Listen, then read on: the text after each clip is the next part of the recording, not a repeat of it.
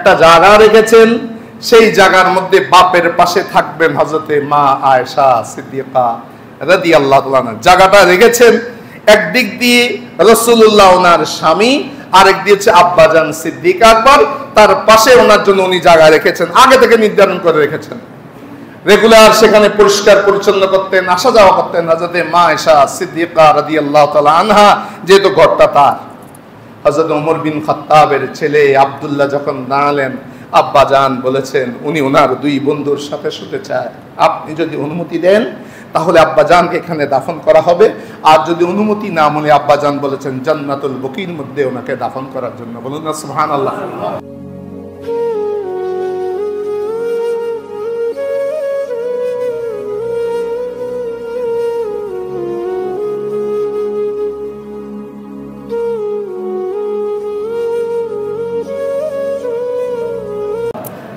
সম্মানিত হাজিরিন, আজ 21 জিলহজ, সামনে ইনশাল্লাহ আমরা আরেকটা জুমা পাবো এই জিলহজ মাসের 1445 হিজরির শেষ জুমার আগের জুমায় আজকে আমরা উপনীত হয়েছি। আপনারা সকলে জানেন ইসলামের দ্বিতীয় খলিফা, যেই খলিফার জন্য আমার নবীজি আল্লাহর কাছে ফরিয়াদ করেছেন, যে ওমর বিন খাত্তাবের জন্য রাসূল খোদা সাল্লাল্লাহু আলাইহি ওয়াসাল্লাম আল্লাহর কাছে ফরিয়াদ জানিয়েছেন, আল্লাহ এই মক্কা নগরীর নেতৃত্ব দেয় দুই ওমরে, আবু জাহালের নামও ওমর, আবার হযরতে ওমর বিন খাত্তাবের নামও ওমর। আল্লাহ নবী হাত উঠালেন, আল্লাহ এই দুই ওমর থেকে একজন ওমরকে তুমি ইসলামের জন্য আমাকে দান করো। সুবহানাল্লাহ। আল্লাহ তাআলা রাসূল খুদা সাল্লাল্লাহু আলাইহি ওয়াসাল্লামের ফরিয়াদকে কবুল করেছেন এবং এই ওমর বিন খাত্তাবকে ইসলামের ঝান্ডা উত্তোলন করার জন্য আমার নবীকে দান করেছেন। সেই ওমর বিন খাত্তাব রাদিয়াল্লাহু তাআলা ইসলামের বিশাল খিদমত আঞ্জাম দেওয়ার পরে 26 জিলহজ, কেউ বলেছেন 25 জিলহজ, ওনার উপরে আক্রমণ করা হয় এবং উনি আহত হওয়ার 3 দিনের মাথায় শাহাদাত বরণ করেন। ইন্না লিল্লাহি ওয়া ইন্না ইলাইহি রাজিউন। কেউ কেউ বলেছেন 27 তারিখ, কেউ কেউ বলেছেন উনি 28 তারিখ, কেউ কেউ বলেছেন 29 জিলহজের মধ্যে উনি শাহাদাত বরণ করেন এবং রাসূল খুদা হুজুর করিম সাল্লাল্লাহু আলাইহি ওয়াসাল্লামের পাশে সিদ্দিক আকবরের সাথে ওনাকে সেখানে সমাধিস্থ করা হয়। সেই ওমর বিন খাত্তাব রাদিয়াল্লাহু তাআলা ওনার বর্ণাঢ্য জীবনী, যার ব্যাপারে আল্লাহ রাব্বুল আলামিন অসংখ্য কোরআনে কারীমের আয়াত নাযিল করেছেন। হযরত ওমর বিন খাত্তাবের উপরে মহান আল্লাহ রাব্বুল আলামিন কোরআনে কারীমের মধ্যে অসংখ্য আয়াত, একটা দুটা নয় একাধিক আয়াত আল্লাহ রাব্বুল আলামিন নাযিল করেছেন। তার মধ্যে সূরা নিসার 65 নং আয়াতখানা আমি আপনাদের সামনে তেলাওয়াত করেছি। এই আয়াতে কারিমার অর্থটা বোঝার জন্য আগে শান নজুল বুঝতে হবে। মনে রাখবেন, ইসলামের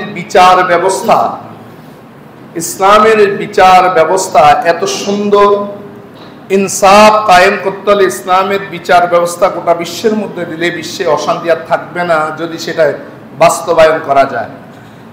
ইসলামী বিচারে হিন্দু, মুসলিম, খ্রিস্টান, ইহুদিকে এটা দেখা হয় না, বরং যার যার অধিকার সমানভাবে সেখানে মাপা হয়। তার দৃষ্টান্ত হলো, একজন মুনাফিক মুসলিমের সাথে একটা ইহুদির সাথে ঝগড়া হয়ে যায়। তা মুনাফিক মুসলিম যে সে এমনি উপরে মুসলমান, নামাজ কালমা পড়ে, কিন্তু অন্তরের দিক থেকে আল্লাহর নবীকে ভালোবাসে না, এদেরকে বলা হয় মুনাফিক। এরা রাসূলুল্লাহর পেছনেই নামাজ পড়তো এবং রাসূলুল্লাহর বিরুদ্ধেই কথা বলতো। নামাজ পড়তো কিন্তু রাসূলুল্লাহর পেছনে, কিন্তু পরিপূর্ণ কাজ করতো ইসলাম বিরোধী এবং রাসূলুল্লাহর গীবত করতো সারা জীবন। এরা ইসলামের ইতিহাসে এদেরকে মুনাফিক বলা হয়। তো ওই যুগে ছিল রাসূলুল্লাহর চাইতে তো উত্তম চরিত্রের অধিকারী খোদার সৃষ্টি জগতে আর কেউ নাই। রাসূলুল্লাহ সাল্লাল্লাহু আলাইহি ওয়াসাল্লামের বদনামি করতে যে রাসূলের পিছনে এমন মানুষ আছে, এই যুগে থাকবে না এটা কি? এটা তো থাকবেই, আরো বেশি থাকবে। আমরা তো দোষে ভরপুর, রাসূলুল্লাহ সাল্লাল্লাহু আলাইহি ওয়াসাল্লামের তো কোনো দোষ নেই। সেই মুনাফিকের সাথে ইহুদির সাথে ঝগড়া হয়েছে। তো ইহুদি বলে, শোনো, তোমাদের নবী আমি জানি উনি একজন ন্যায় বিচারক, চলো আমাদের বিচারটা ওনার কাছে নিয়ে যাই। মুনাফিক মুসলিম কি বলল? মুসলিম বলল, না, চলো তোমাদের ইহুদিদের সর্দার কাব বিন আশরাফের কাছে যাই। কারণ কাব বিন আশরাফ সে একজন ঘুষখোর ছিল। আমাদের এখন বর্তমানে অনেক বিচার কার্যের মধ্যে আগে বিচারককে টাকা দিয়ে দেওয়া হয়, তখন বিচারক ছলে বলে কৌশলে ওই ক্রিমিনালের পক্ষে রায় দেয়। বাংলাদেশে এই ধরনের বিচারের সংখ্যা সবচেয়ে বেশি। সৎ মানুষ খুবই কম, কয়েকজন তো আছেন চায়ের টাকায় বিক্রি হয়ে যান। আর আমাদের দেশে যারা উচ্চশিক্ষিত আইন ব্যবসা করেন, আইন ব্যবসার নামে উনি খুনির পক্ষে একজন জ্ঞানী ব্যক্তি দাঁড়িয়ে যান। উনি জানেন উনি খুনি, তারপরেও উকিল সাহেব কিন্তু দাঁড়িয়ে যাচ্ছেন টাকার জন্য। জানি না এই ব্যবসা কতটুকু সঠিক হবে, এটা আল্লাহ রাব্বুল আলামিনের জবাব, ওনারা কি দিবেন সেটা ওনারাই ভালো বোঝেন। এরপরে কাব বিন আশরাফের কাছে চলো, তাকে কিছু উৎকুচ দিয়ে বিচার আমার পক্ষে আনবো। মুনাফিকের অন্তরের কথা সেটা ছিল। কিন্তু তখন ইহুদি একটা চমৎকার বুদ্ধি আঁকলো যে তুমি কেমন উম্মত, আমাদের নবী তো প্রেজেন্ট নাই, তোমাদের নবী তো প্রেজেন্ট আছে, সেই নবীর কাছে চলে যাও। যাচ্ছ না, তুমি যাচ্ছ একজন ইহুদির, আমাদের ধর্মের একজন রাহবরের কাছে, তুমি রাসূলুল্লাহ সাল্লাল্লাহু আলাইহি ওয়াসাল্লামের কাছে চলো। না পারতে গেলেন রাসূলুল্লাহর কাছে। রাসূলুল্লাহ সাল্লাল্লাহু আলাইহি ওয়াসাল্লাম সব কথা শুনলেন। রাসূলুল্লাহর বিচার, রায়, ডিক্রি হলো ইহুদির পক্ষে। বলুন না সুবহানাল্লাহ। সেই ক্ষেত্রে মনে রাখবেন, বিচার কাজ যখন করবেন, কে হিন্দু, কে মুসলিম, কে বৌদ্ধ, কে খ্রিস্টান, ইসলামের মধ্যে সেই নীতি নেই। ইসলামের মধ্যে সঠিক বিচার করতে হবে, যার পক্ষে যাবে তাকে দিতে হবে। আল্লাহ রাব্বুল আলামিন কোরআনে কারীমের মধ্যে বলেছেন, তোমরা ন্যায় ইনসাফ করো। ন্যায় ইনসাফ করতে হবে, ইনসাফ করতে হবে। যেটা সত্য সেটা বলতে হবে, যেটা মিথ্যা সেটাকে মিথ্যা বলতে হবে।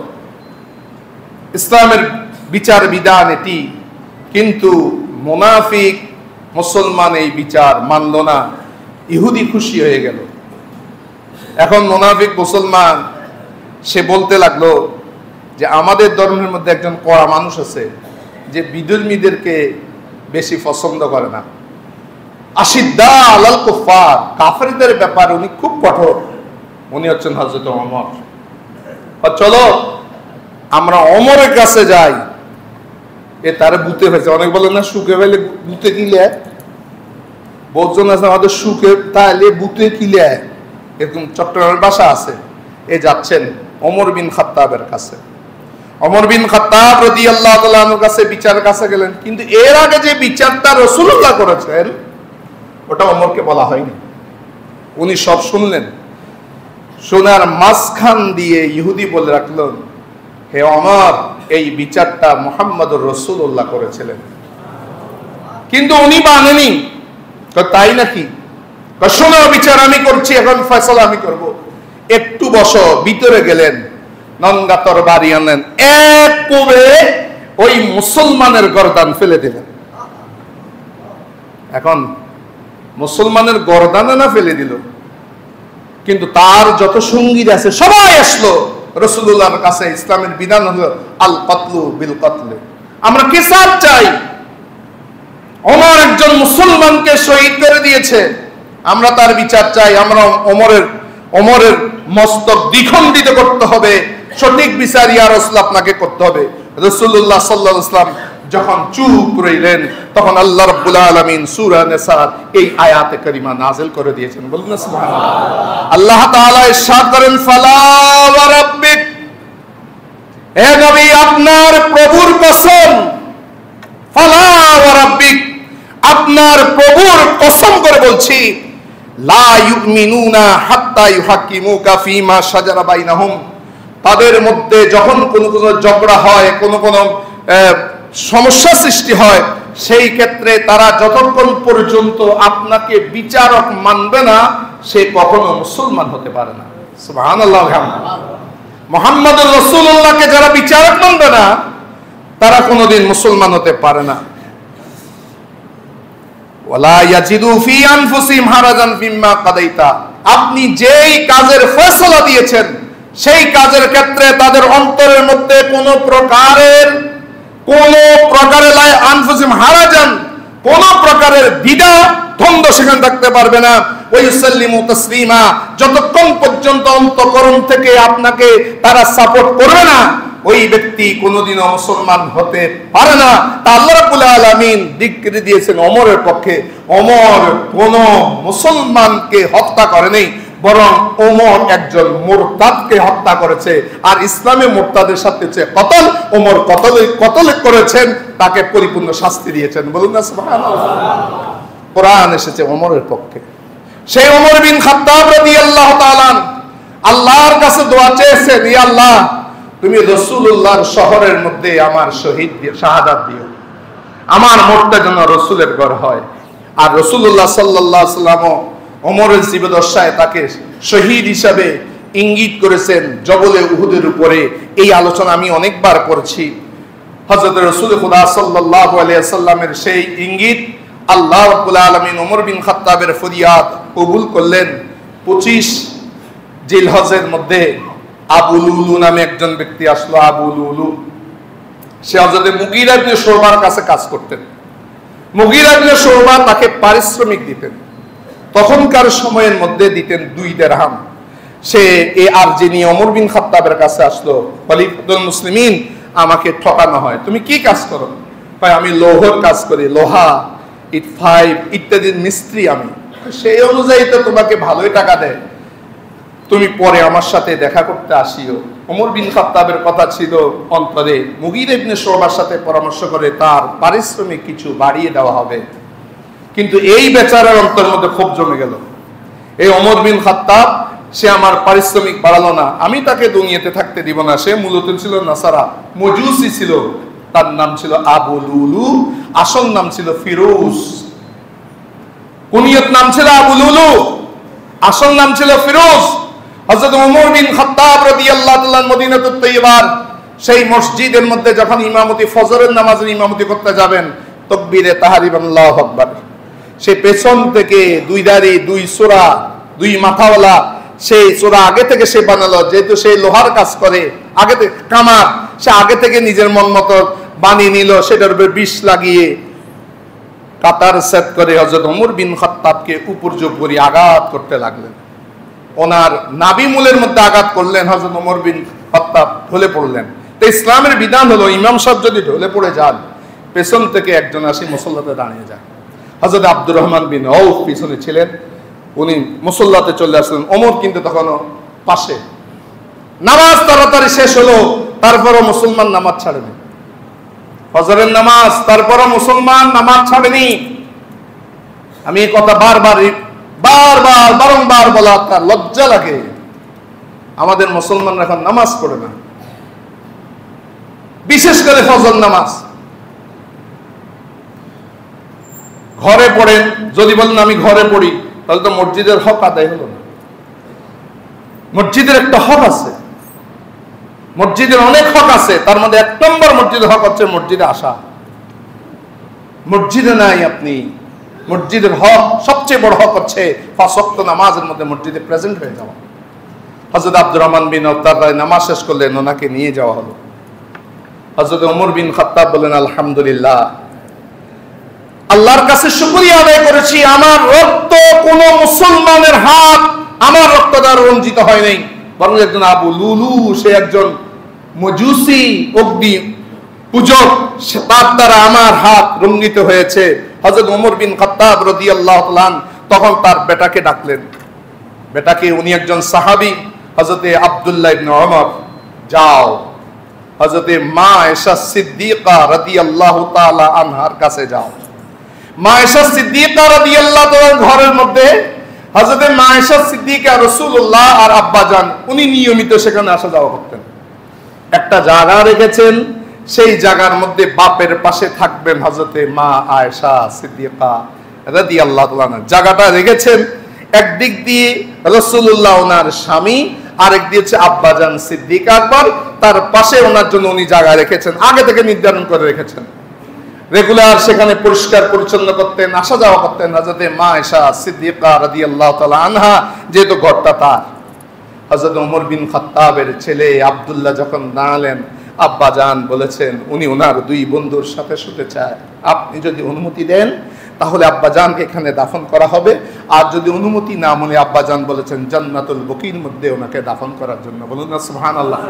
হযরত মা আয়েশা সিদ্দিকা উনি লজ্জিত হয়ে গেলেন। ওমর বিন খাত্তাবের মতন ব্যক্তি জীবনে কোনো কিছু চান নাই, রাসূলুল্লাহ সাল্লাল্লাহু আলাইহি ওয়াসাল্লামের পাশে থাকতে চান। ওমর বিন খাত্তাবের মতন মানুষ, ওনার বাড়ি হচ্ছে মক্কাতে, ওনার বাড়ি মক্কাতে। উনি যেমন তেমন বংশের ছেলে নয়, উনি ফকিরের ছেলে নয়, উনি নেতৃত্বশীল ব্যক্তির কুরাইশ বংশের সেই সন্তান, কোটি কোটি টাকার মালিক সেই ওমর বিন খাত্তাব সেখানে পড়ে আছে, কিন্তু উনি থাকতে চান রাসূলুল্লাহর কদমে। বলুন না সুবহানাল্লাহ। এটা সাহাবীদের আকীদা, আমি নবীর সাথে থাকব। আর আমাদের জমানার মধ্যে ফরিয়াদ জানানো হয় যে মদিনা শরীফে মানুষে যায়, এখানে কোনো দোয়া কবুল হয় না। আমাদের দেশে শেখরা বলে, শেখ, অনেকে কোরআন হাদিস বিশ্বাস করে না, কিন্তু শেখকে বিশ্বাস করে। আরে মদিনা শরীফে যদি দোয়া কবুল না হয়, পৃথিবীর কোন জায়গায় দোয়া কবুল হবে না। পৃথিবীর কোন জায়গায় দোয়া কবুল হবে না, কারণ আল্লাহ বলেছেন তোমরা যতই পাপ করো তোমরা আমার রাসূলের কাছে যাও। যাও কা সুবহানাল্লাহ বলুন না। সে ওমর বিন খাত্তাব যখন অনুমতি বলেন, ওমর এত খুশি আর কোনোদিন হন নাই। ছেলে গিয়ে বলল, আব্বা জান, মা আয়েশা সিদ্দিকা উম্মুল মুমিনিন রাদিয়াল্লাহু আনহা অনুমতি দিয়েছেন আপনাকে সেখানে দাফন করার জন্য। বলুন না সুবহানাল্লাহ। উনি খুশি হয়ে গেলেন। এখন ওনার তো ইন্তেকাল হবে, কাছাকাছি হলেন। ইসলামের মধ্যে নির্বাচনের নিয়ম কি? সিলেকশন। ইসলামের মধ্যে এখন যেভাবে ইলেকশন হয়, এটা ইসলামের নিয়ম নেই। ইসলামের নিয়ম নাই। সেই ইসলামী নিয়মটার কিছু অংশ পালন করে আমেরিকার নির্বাচনে। তাদের সিনেটের ভোট আছে, এই সিনেটের ভোটটা হলো ইসলামের ভোট। হযরত ওমর বিন খাত্তাব খলিফা কাকে নির্বাচন করবেন? 6 জনকে দিয়ে দিলেন। এই 6 জনদের মধ্যে আপনারা সেটা নির্বাচন করে একজনকে নির্বাচন করবেন। ওনার ইন্তেকাল হয়ে গেল। এইটা হলো সিলেকশন ভোট। আবার আমাদের দেশের পদ্ধতি, গণতান্ত্রিক পদ্ধতি, আমি আবু হাসনাদের ভোটের যেই দাম, শেখ হাসিনার ভোটের একই দাম।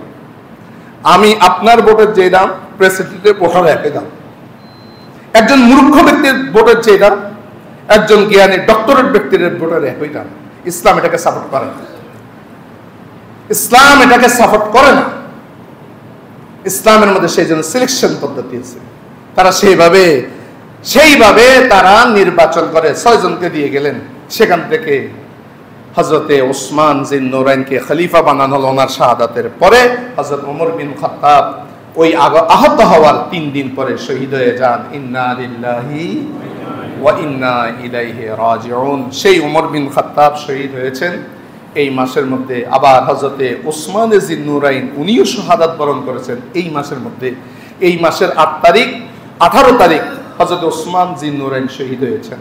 আবার এই মাসের 27 তারিখ হযরতে ওমর বিন খাত্তাব উনি শাহাদাত বরণ করেছেন। 2 জনকেই শিয়ারা দেখতে পারে না। এটা আজকে না বললে আমি খোদার কাছে তাই থাকবো। শিয়া নামে একটা ভ্রান্ত আকীদা মতবাদ আছে। শিয়া যারা সাহাবায়ে কেরামের বিরোধিতা করে, তাদের মধ্যে জঘন্য আকীদা হলো জিবরিল আমিন ভুল করে সেটা আলীকে নবুয়তটা না দিয়ে মুহাম্মদকে দিয়ে দিয়েছে। এটা নবীটা আলী হতো।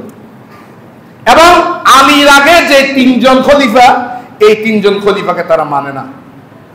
নাউজুবিল্লাহ, তাদেরকে তারা জালেম এবং মুনাফিক বলে। নাউজুবিল্লাহ বলেন না। হযরত আমির মুআবিয়ার সাথে তো আরো অনেক জঘন্য কথা বলে। খবরদার মুসলমানরা, 4 সাহাবী হক। সিদ্দিক আকবরকে যদি কেউ সাহাবী না মানে সে কাফের হয়ে যাবে, কারণ সিদ্দিক আকবর সাহাবিয়তের ব্যাপারে কোরআন নাযিল হয়ে গেছে। সেই শিয়ারা অন্যান্য সময় ফাতেহে খায়বার হযরত মাওলা আলীর ব্যাপারে আমার নবী বলেছেন, আগামী কাল খায়বার বিজয় হবে, আমি তার হাতের মধ্যে ঝান্ডা দিব, ওই খায়বার তার মাধ্যমে বিজয় হবে। ওই সত্তা, যেই সত্তাকে আল্লাহ এবং তার রাসূল ভালোবাসে, সেও আল্লাহ এবং রাসূলকে ভালোবাসে। বলুন না সুবহানাল্লাহ।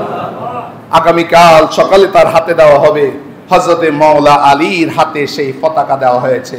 কিন্তু ওই দিনের ব্যাপারে শিয়ারা কোনো ঈদ পালন করে না। তারা ঈদ পালন করে কোনটা? মান কুনতু মাওলাহু ফাআলিয়ুন মাওলাহু। গদির খুম হজ পালন করার পরে একটা কূপের পাড়ে, হ্রদের পাড়ে, গদির মানে হচ্ছে পুকুর বা হ্রদ, ওই পাড়ের মধ্যে খুম নামক স্থানের মধ্যে সিদ্দিক সাহাবায়ে কেরামের সাথে আলীর সাথে একটু মন কষাকষি হয়ে গেল গনিমতের মালের ব্যাপারে। তখন হযরতে মাওলা আলীর হাত ধরে আমার নবী বলছেন, মান কুনতু মাওলাহু ফাআলিয়ুন মাওলাহু। আমি যার প্রেমিক, আমি যার অভিভাবক, আমি যার বন্ধু, আমি যার দোস্ত, আলীও তার অভিভাবক, আলীও তার দোস্ত। বলুন না সুবহানাল্লাহ। কারণ খেলাফতের কিছু বলে নেই। শিয়ারা ওই 18 তারিখ, ঘটনাটা ঘটেছে 18 তারিখ, 18 জিলহজের মধ্যে নবী এই কথা বলেছেন। সে ওই দিনের মধ্যে হযরত ওসমান জিন্নুরান শহীদ হয়েছেন। তারা ওসমান জিন্নুরানের শাহাদাতটা তো মানে না। তখন হযরতে মাওলা আলীর শান বর্ণনা করতে গিয়ে তারা ওই দিন ঈদ পালন করে।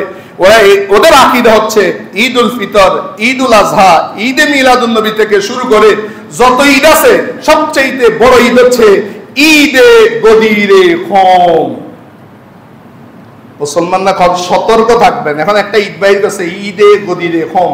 বিভিন্ন দরবার, যারা আহলে সুন্নাত ওয়াল জামাতের কর্ণধার ছিল, তাদের সন্তানরা এখন সেই শিয়াদের সাথে মিলে গেছে। ওদের দরবারে এই স্লোগান আগে ছিল না।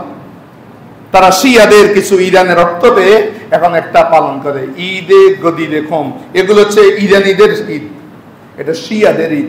এবং হযরত ওমর বিন খাত্তাব এই মাসের মধ্যে যার শাহাদাত হয়েছে তাকে শহীদ করেছে আবু লুলু। সেই আবু লুলুর ইরানের মধ্যে একটা প্রতীকী মাজার করেছে তারা। এই 27 তারিখ ওই প্রতীকী মাজারে গিয়ে আবু লুলুর বাহবা গায়, যেহেতু সে একটা বড় কাজ করেছে। নাউজুবিল্লাহ নাউজুবিল্লাহ, মুনাফিক ওমরকে মেরে ফেলেছে। এটা পালন করে শিয়ারা। অতএব বর্তমান মুসলমান খুব হুঁশিয়ার। সাহাবায়ে কেরামকে যদি না মানেন আপনি বাতিল হয়ে যাবেন। সাহাবায়ে কেরাম সত্যের মাপকাঠি। জামাত ইসলামী এই বাংলাদেশের মধ্যে মওদুদির আকীদা হচ্ছে সাহাবায়ে কেরাম সত্যের মাপকাঠি নয়। সাহাবায়ে কেরাম সত্যের মাপকাঠি, এটা মওদুদির আকীদা। সেই জন্য অনেকেই বলেছেন মওদুদির আকীদা হচ্ছে ইসলামের জন্য হিরোইন স্বরূপ। অতএব এই সমস্ত মওদুদির আকীদা, শিয়া আকীদা, এগুলো থেকে বাঁচি থাকবেন। বরং সাহাবায়ে কেরাম হচ্ছে সত্যের মাপকাঠি। আমার নবী বলেছেন, মা 73 ফেরকা বাইর হবে, 72টা দোজখে যাবে, একটা জান্নাতে যাবে। নবী কোনটা জান্নাতে যাবে? যেটার উপরে আমি আছি, আমার সাহাবীরা আছে। সুবহানাল্লাহ বলেন না। সেটার নামে হলো আহলে সুন্নাত ওয়াল জামাত। আল্লাহ রাব্বুল আলামিন আমাদের সকলকে সেই আকীদার উপরে পাকাপোক্ত থাকার তৌফিক দান করুন। আমিন। মুআজ্জাজ মুহতারাম,